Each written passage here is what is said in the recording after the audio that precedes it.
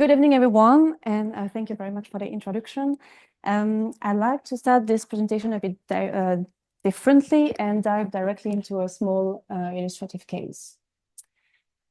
Okay, so 5 years ago, in this case involving the World Anti-Doping Agency against the Russian Anti-Doping Agency, a group of experts investigated the content of a laboratory database which was believed to contain incriminating messages between former employees.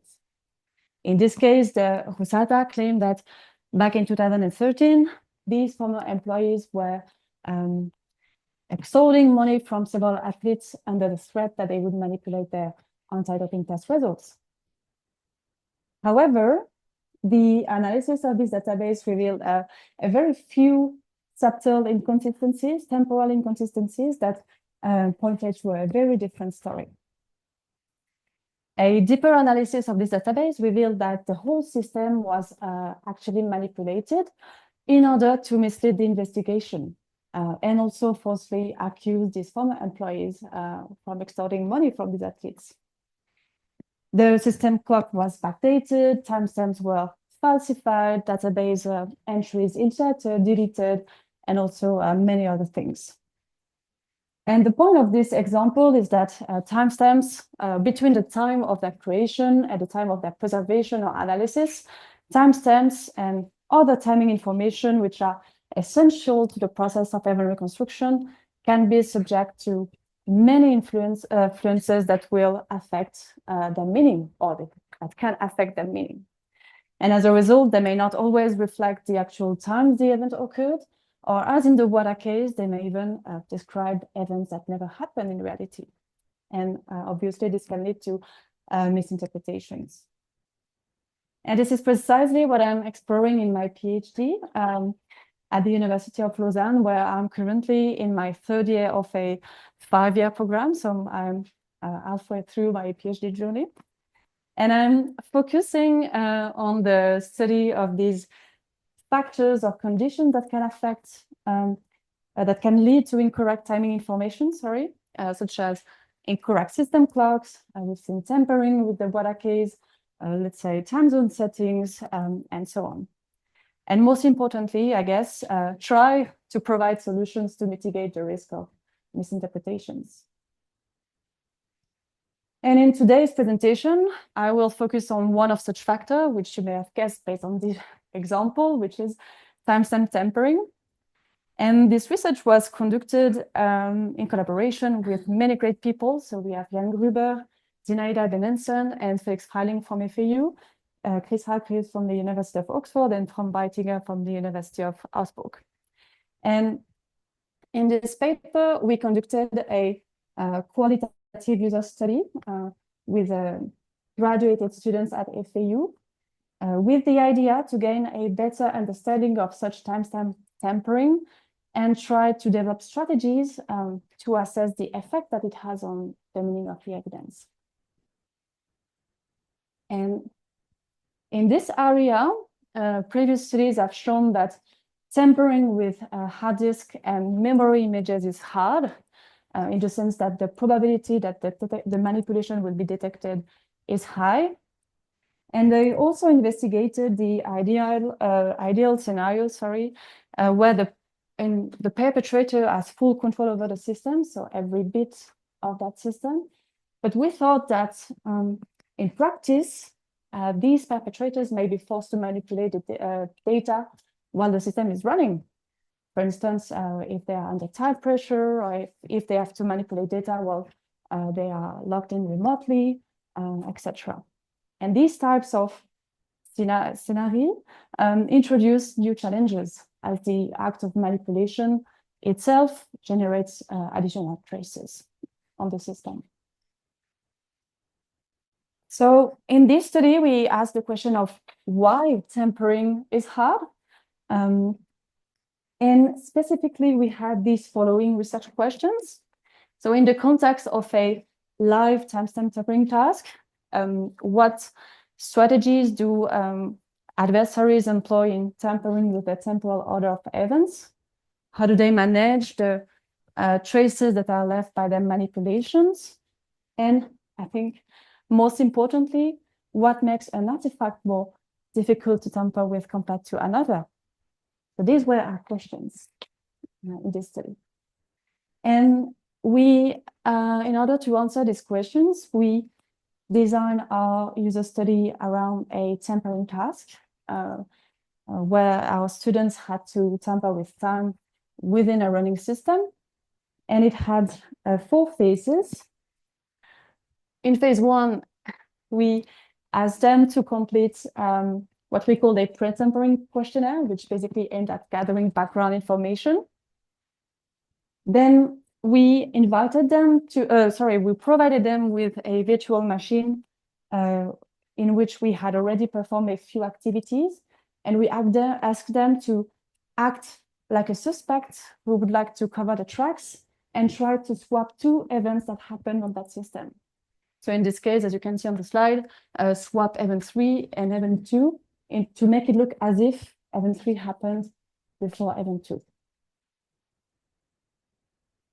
In phase 3, we invited them to complete another questionnaire, which here aimed at capturing how they went about the task.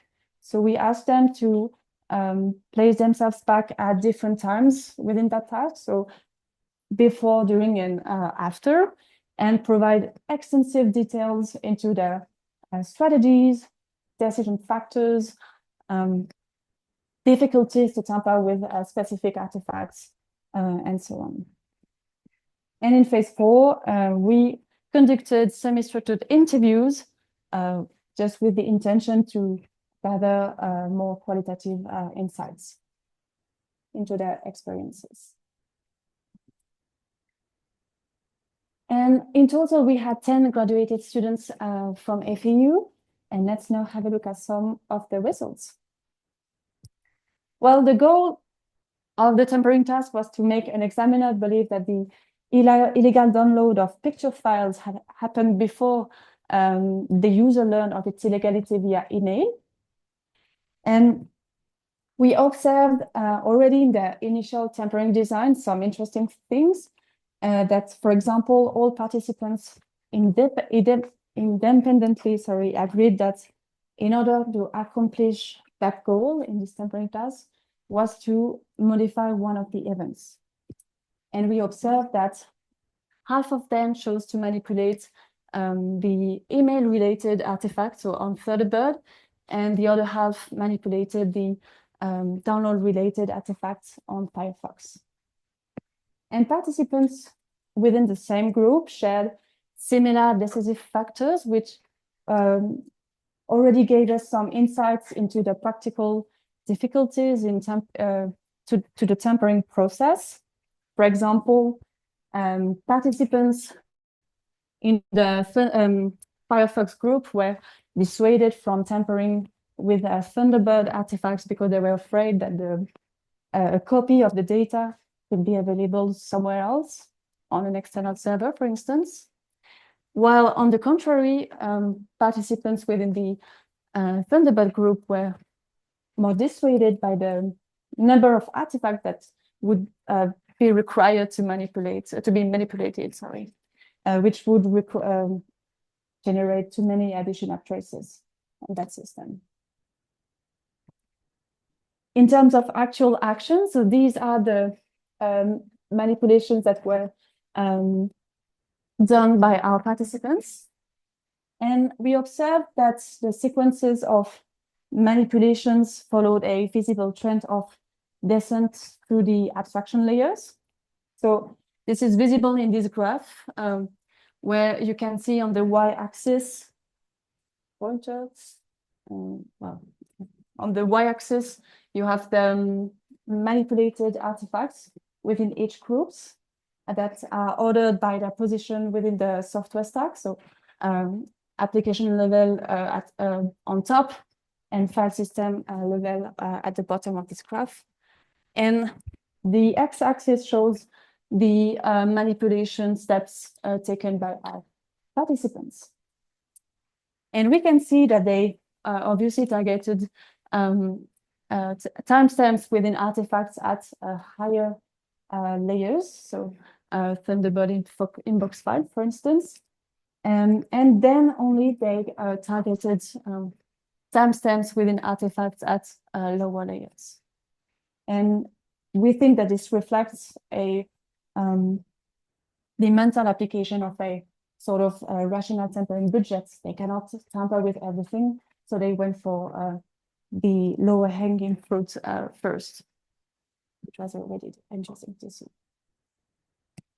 And what these two slides show you is that already we see that artifacts differ in their suitability to be manipulated. And throughout the task, our students also experience failures and uncertainties that force them to adjust their strategies. And we divided them into these two categories. So we have soft factors on the left, which are more related to the experience of the adversary, perception, experience, and also practical challenges that they faced during the task. And for example, some of them did not manipulate with one artifact because it didn't appear relevant to them to manipulate that artifact. Yeah. And our participants also faced technical difficulties, which were more specific to the artifact themselves. So, for instance, their complexity or their nature or the system within which they reside. So, for instance, the fact that manipulating timestamps within a database may result in logical inconsistencies within the entry IDs. And our idea was to generalize our results.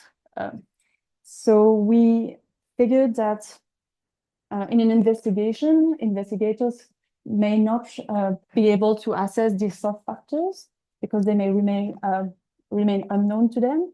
For instance, investigators may not be aware of the perceptions that a perpetrator would face during a tampering task. So we therefore concentrated our result generalization on these technical difficulties. And what these technical challenges reveal is that artifacts have special features that make them more difficult to tamper with compared to another. And so with this study, we derive factors of tamper resistance that impact the likelihood of artifacts to be manipulated. So we have the placement within the software stack. We've seen before, if there's software available on the system, the permissions that you need to have to manipulate that artifact, and so on. And these factors can be used to improve tampering detection and also, most importantly, interpretation, as they provide insights into the reliability of artifacts, but also the likelihood of them being changed. For instance, they may have embedded mechanisms to verify if the data has been altered, or for instance, if an adversary has to choose between manipulating one artifact that already has a software on the system to manipulate, to modify it, maybe this perpetrator will try to manipulate this artifact compared to one that would require installing anti-forensic software, for instance. And in the water case, they were able to interpret what happened within that system by looking at artifacts at lower layers within the database, and they that were forgotten by people at the Zinaida. And sorry. And with that, we've covered the tampering aspect. And from here, I think that my PhD will take a different direction and explore, I think, more time steps related creation mechanisms, and also maybe I'll try to evaluate the reliability of time servers, also with the idea to improve or try to reduce the problem of interpretation in this context. And if you have also other ideas, I'm happy to have your inputs on the subject. And if you have any questions, I'm happy to answer them. Thank you very much.